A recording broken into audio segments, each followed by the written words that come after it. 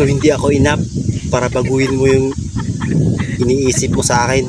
Sabi mo noon, kung hanggang saan lang yung kayang ibigay ng panahon, di ba? So lahat ng pagkakataon na mahalin ka, it's not enough to make you stay. So lahat na itong ginawa mo yan para pilitin akong piliin ka? Hindi kita pinilit na mahalin ka. Dahil alam mo naman na mayroon na akong ibang mahal, diba? Tsaka alam mo yun. Kung mahal mo ako, bakit pinapapili mo ako? Kung mahal mo ko, bakit hindi ako ang piliin mo, Joy? Ethan, ngayon ko lang pipiliin yung sarili ko.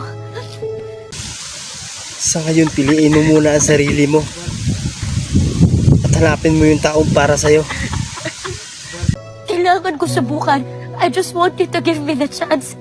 Babalik din naman ako eh. Wala akong pakialam kung babalik ka.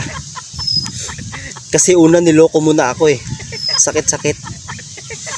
Tsaka na-realize ko na sa sarili ko na kailangan kong mag-isip. Ikaw bahala kung babalik ka.